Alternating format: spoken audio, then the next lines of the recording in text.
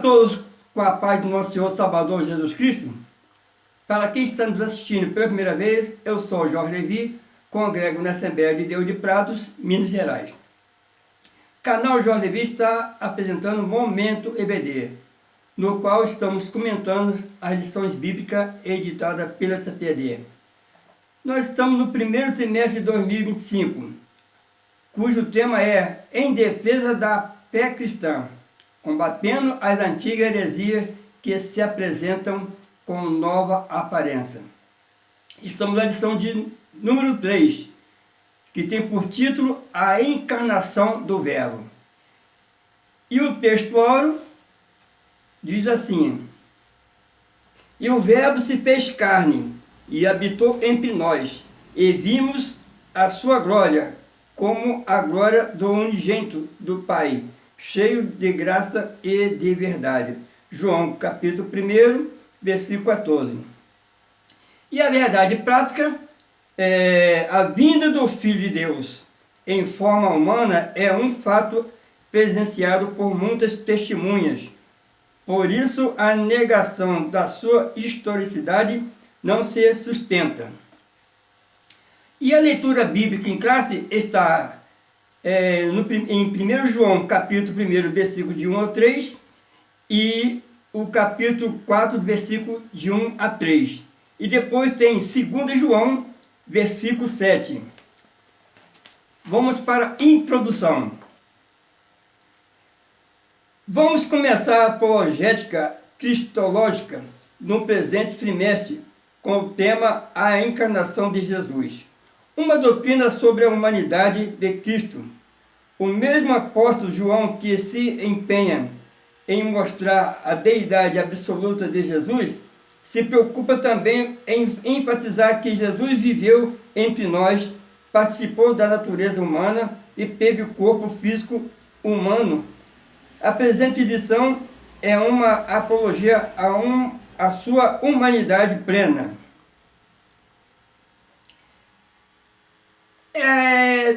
Nessa edição, vamos estar focados na essência da doutrina da encarnação de Jesus Cristo, que é fundamental para a fé cristã. Em João capítulo 1, versículo 14, no qual está lá no texto áureo, destaca a transformação do Verbo em carne, enfatizando a realidade da humanidade de Cristo. E entender a encarnação é vital, pois ela é a base da nossa relação com Deus e da nossa salvação. Vamos para o primeiro tópico: heresias que negam a corporeidade de Cristo. E o primeiro subtópico: o que é docetismo? O termo vem do grego dokel, que significa ter aparência. O docetismo é a mais antiga heresia da história da igreja e consiste em negar que Jesus tivesse tido corpo físico humano. Sua humanidade era simplesmente uma aparência como um fantasma. O docetismo representa uma tentativa de minimizar a realidade da encarnação de Jesus. Ao afirmar que ele apenas parecia humano, essa heresia nega a experiência genuína de Jesus como homem. E isso é problemático, pois a verdadeira encarnação é essencial para a compreensão da salvação. Se Jesus não teve um corpo físico, não poderia ter sofrido e morrido por nossos pecados, o que comprometeria a eficácia da redenção. Essa é pura verdade. Vamos para o segundo subtópico: o que os docetas ensinavam sobre Jesus? Os Os seguidores dessa heresia ensinavam muitas coisas fora das Escrituras e contrárias à palavra de Deus. O nosso enfoque destaca a humanidade de Jesus como o verdadeiro homem. Lucas descreve um começo muito humano. Jesus teve parentes e amigos, Zacarias, Isabel, José e Maria, vizinhos e primos, pastores, Simeão e Ana. Isso sem contar o relato sagrado da sua infância, que enfoca o seu desenvolvimento físico e intelectual e espiritual. O ensinamento dos docetas, podemos dizer assim, se afasta da verdade bíblica e ignora a humanidade real de Jesus. O Evangelho de Lucas enfatiza que ele era verdadeiramente humano. E essa realidade é fundamental, pois Jesus não apenas veio ao mundo como Deus, mas também como homem, experimentando nossas alegrias e dores. O relato de sua infância e o crescimento humano serve para confirmar que ele é o nosso mediador, alguém que pode compreender nossas lutas e nos oferecer verdadeiramente esperança. Então Jesus viveu entre nós. Ele mostrou que é possível viver nesse mundo sem participar de algo pecaminoso. Ele foi 100% Deus e 100% homem. Vamos para o terceiro subtópico. O que os principais docetas diziam sobre Jesus? 3 dos principais heresiarcas negavam que Jesus Cristo tivesse vindo em carne. Cerinto negava o nascimento virginal de Jesus Cristo e ensinava o docetismo. Ele foi contemporâneo do apóstolo João em Éfeso. Saturino, o principal representante do gnosticismo sírio, ensinava que Jesus Cristo não nasceu, não teve forma nem corpo, foi simplesmente visto de forma humana em mera aparência. E também Marcião é outro heresiarca que negava ser Cristo verdadeiramente humano, mas quanto ao seu corpo não se sabe se na opinião dele era apenas uma aparência ou de substância etérea. No entanto, a Bíblia declara de maneira direta que Jesus nasceu, mencionando até mesmo o local, em Belém da Judéia. É a época no reinado de César Augusto, o imperador romano. A Bíblia fala também do corpo físico de Jesus. Esses heresiarcas, como Cerinto e Saturino, representava uma distorção significativa da verdade sobre a encarnação de Jesus Cristo.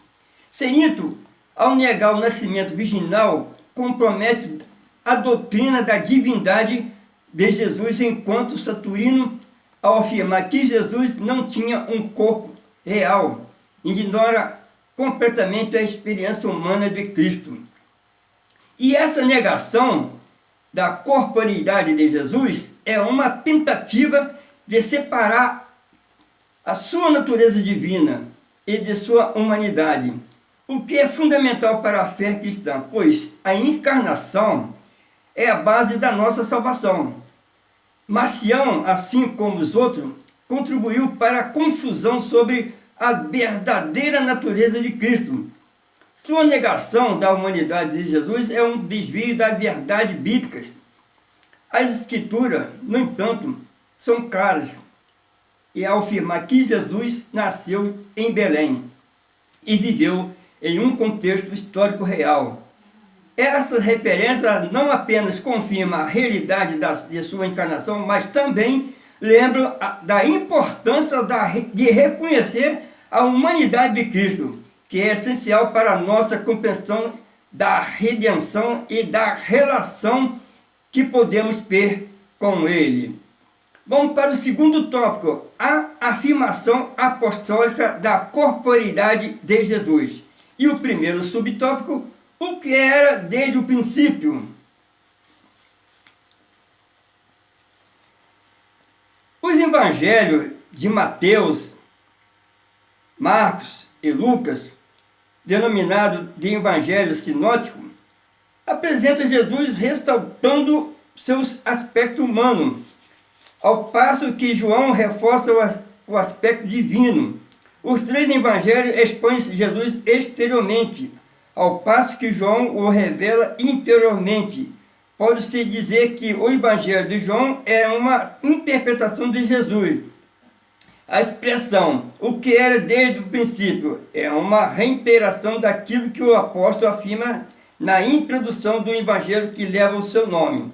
No princípio era o verbo. E isso significa que o verbo já existia, mesmo antes da criação. Mas João nunca perde de vista que o verbo se fez carne. Não se contenta apenas com isso, mas apresenta detalhes importantes. É que o verbo não somente se fez carne, para não deixar dúvida alguma, habitou entre nós, mas também foi visto pelas pessoas. Aqui, essa distinção entre os evangelhos é fundamental para entender a totalidade da pessoa de Cristo. Enquanto o sinótico enfatiza a vida e o ministério de Jesus em sua humanidade, o evangelho de João nos leva a uma contemplação mais profunda de sua natureza divina. A afirmação de que era desde o princípio indica que Jesus não apenas é um ser criado, mas que sempre existiu como verbo de Deus. Essa realidade é essencial para a fé cristã, pois assegura que a encarnação não foi um evento isolado, mas parte de um plano divino eterno. A reiteração de que o verbo se fez carne é uma afirmação poderosa sobre a realidade da encarnação. E João enfatiza que não se trata apenas de uma aparição, mas de uma verdadeira encarnação em que Jesus habitou entre nós. O fato de que ele foi visto é tocado por pessoas e crucial para validar sua humanidade. E essa afirmação não apenas combate heresias que negam a corporeidade de Cristo, mas também nos convida a reconhecer a importância de sua vida e ministério na terra, onde ele se identificou plenamente com a condição humana, oferecendo-nos um modelo de vida e também um caminho para a salvação. Vamos para o segundo subtópico.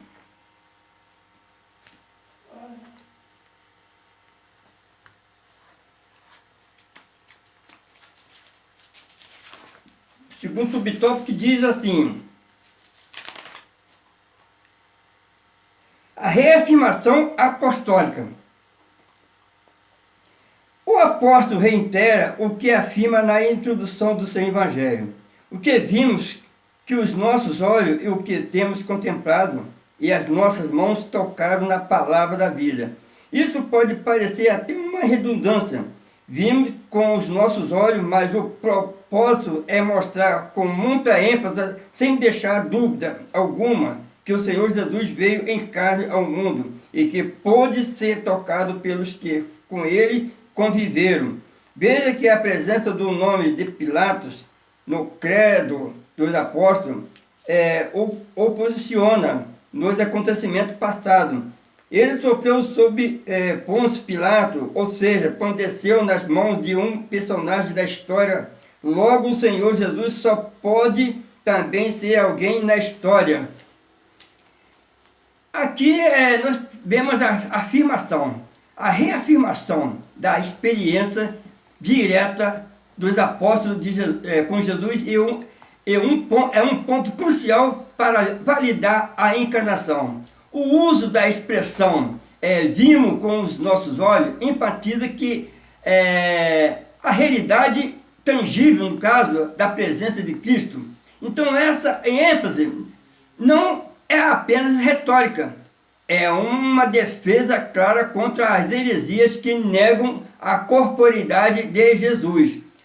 Ao afirmar que Jesus pode ser tocado, conforme nós lemos no texto, o apóstolo João sublinha a autenticidade da experiência humana de Cristo, mostrando que ele não era uma mera ilusão, mas um ser real que interagiu com as pessoas de maneira concreta.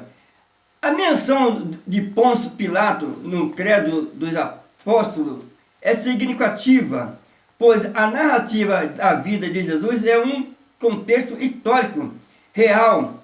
Isso reforça a ideia de que Jesus não é apenas uma figura mítica ou alegórica, mas também é uma pessoa que realmente viveu e sofreu em um momento específico da história. E essa conexão histórica é fundamental para a fé cristã, pois garante que os eventos da vida de Jesus, incluindo sua morte e ressurreição, não são fatos que podem ser verificados e que têm implicações eternas para a humanidade. A encarnação de Jesus, portanto, não é apenas uma doutrina teológica, mas uma realidade histórica que impacta a vida de todos nós. Vamos para o terceiro subtópico: uma crença herética. João viveu seus últimos dias na cidade de Éfeso, que era a cidade de Cerinto, ou Doceta. Os escritos do apóstolo João, o Evangelho, as 3 epístolas e o livro do Apocalipse, foram produzidos na última década do 1º século. Nessa época, o docetismo já se difundia entre os cristãos. Por isso, o apóstolo esclarece, e de maneira direta, que todo aquele que nega que Jesus veio em carne não é de Deus. Veja a gravidade dessa heresia, pois se Jesus não teve o corpo físico real, ele também não morreu, e se não morreu, também não ressuscitou, e se não ressuscitou, logo não há esperança de salvação. Por essa razão, o apóstolo João foi contundente contra os docetas. Os expoentes de tal crença são chamados de enganadores. Pura verdade. A preocupação de João aqui com o docetismo é evidente em seus escritos, pois essa heresia ameaçava a essência da fé cristã. Ao afirmar quem nega a encarnação de Jesus não é de Deus, João está defendendo a verdade fundamental da encarnação, que é vital para a compreensão da salvação. A negação da corporeidade de Cristo não é uma questão menor, ela tem implicações diretas sobre a natureza de sua morte e ressurreição, que são centrais para a fé cristã. A gravidade do docetismo é acentuada pela lógica que se segue. Se Jesus não teve um corpo físico, então sua morte na cruz e ressurreição são questionáveis. Isso leva à conclusão de que não há esperança de salvação, uma vez que a ressurreição de Cristo é a base da nossa fé, conforme está lá em 1 Coríntios capítulo 15, versículo 17. A firmeza de João em chamar os defensores dessas heresias de enganadores reflete a seriedade com que ele aborda a questão. É um alerta para a igreja sobre a importância de defender a verdade da encarnação e a necessidade de permanecer firme na fé que reconhece Jesus como verdadeiro Deus e verdadeiro homem. Chegamos agora no terceiro tópico, como essas heresias se revelam hoje. E o primeiro subtópico, quanto ao nascimento virginal de Jesus. Há movimento que nega o nascimento virginal de Jesus, como os mormons, a Igreja da Unificação, e ensina que ele não foi gerado pelo Espírito Santo. Negar a concepção e o nascimento virginal de Jesus é uma das marcas desse movimento. É o ensino moderno de Cerinto e seus seguidores. A Bíblia anuncia de antemão a concepção e nascimento virginal de Jesus desde o Antigo Testamento, conforme está lá em Isaías 7,14, e o seu cumprimento histórico no Novo Testamento. Jesus foi gerado pelo Espírito Santo. O anjo Gabriel disse a Maria: descerá sobre ti o Espírito Santo, e a virtude do Altíssimo te cobrirá com a sua sombra. Olha aí, a negação do nascimento virginal de Jesus é uma heresia que continua a se manifestar em algumas seitas contemporâneas. Assim como Cerinto e seus seguidores negavam a verdade da encarnação, e esse grupo moderno, no caso aqui, fazem o mesmo ao rejeitar a concepção sobrenatural de Jesus. Essa crença é fundamental para a doutrina cristã. Para o nascimento virginal confirma a divindade de Cristo e a sua a missão de redenção, ou seja, de redentora. Ao descartar essa verdade, esse movimento não apenas distorce a natureza de Jesus, mas também compromete a essência da fé cristã.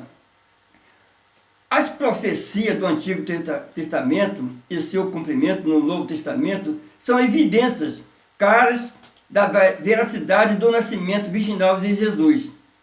Isaías já anunciava essa verdade do século antes do nascimento de Cristo, e os evangelhos confirmam essa realidade. A declaração do anjo Gabriel a Maria é um testemunho poderoso da ação do Espírito Santo na concepção de Jesus. Essa verdade é essencial para a compreensão da identidade de Cristo, como Filho de Deus, como nosso Salvador, e deve ser firmemente defendida contra qualquer tentativa de distorção.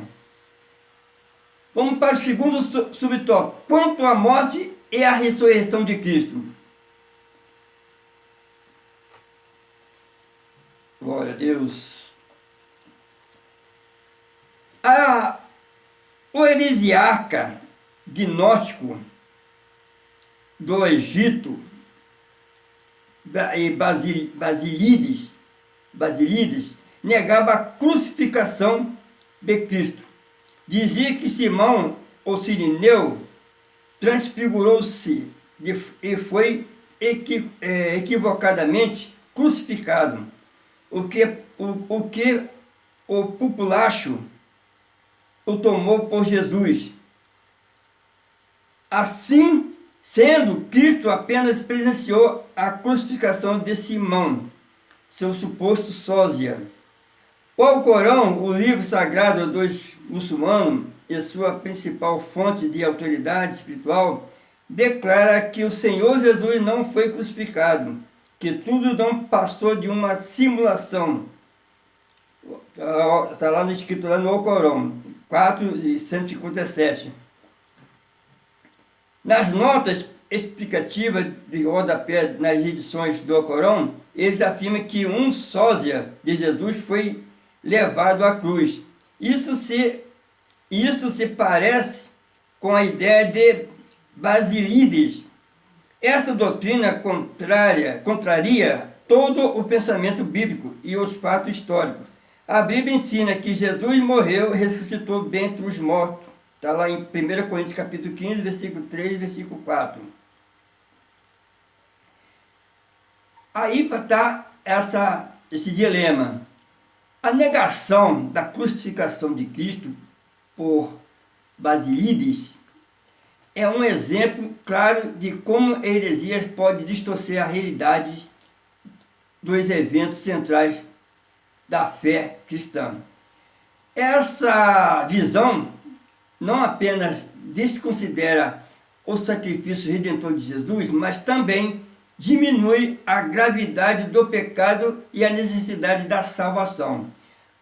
A ideia de que um sósia foi crucificado em lugar de Jesus é uma tentativa de evitar a dor e a realidade do sofrimento que Cristo enfrentou em nosso lugar.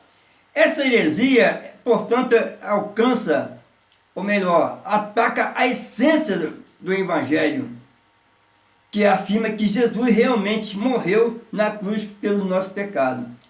A posição do Alcorão sobre a crucificação de Jesus repete uma heresia similar à de Basílides, a afirmação de que a crucificação foi uma simulação e nega a realidade dos eventos históricos e contradiz o relato bíblico.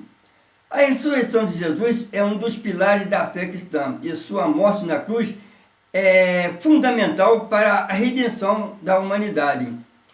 Ao afirmar que Jesus não foi crucificado, essa doutrina não só desconsidera a verdade bíblica, mas também ignora a evidência histórica que sustentam a narrativa da crucificação e ressurreição.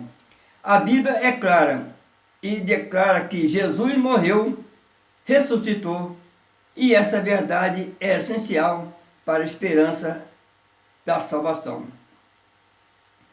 Agora vamos para o subtópico 3, confirmação histórica.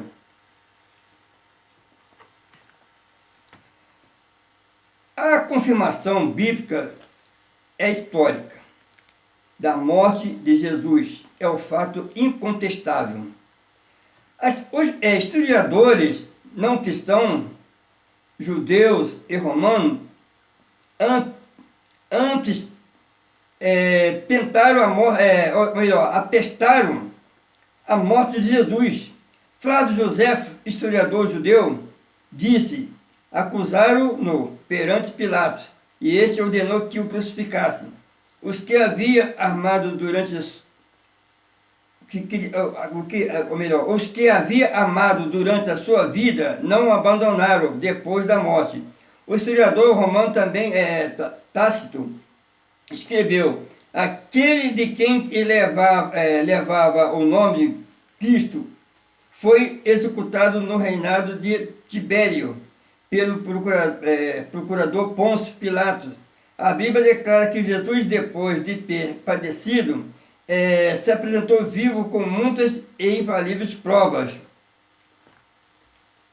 Aqui é interessante a evidência histórica da morte de Jesus,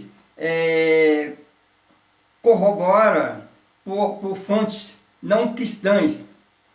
É fundamental para a credibilidade dos relatos bíblicos. Flávio Josefo, um historiador respeitado, confirma que Jesus foi crucificado sob a autoridade de Pôncio Pilatos, o que reforça a autenticidade dos relatos dos evangelhos. Esse testemunho é vital, pois demonstra que a morte de Jesus não é apenas uma crença religiosa, mas um fato histórico reconhecido por historiadores da época. A menção de Tácito, a execução de Cristo, também serve como uma confirmação externa da crucificação, reforçando a ideia de que Jesus realmente existiu e foi executado. Além disso, a declaração de Atos, capítulo 1, versículo 3, sobre as multas infalíveis, prova da ressurreição de Jesus, é crucial para a fé cristã. A ressurreição é o coração do Evangelho. É sustentada por testemunho histórico e experiências pessoais dos apóstolos. Juntas essas evidências bíblicas histórica formam uma base sólida para a fé cristã, desafiando as heresias que tentam negar a realidade da morte e ressurreição de Jesus. Chegamos na conclusão, estamos chegando no final, vamos para a conclusão.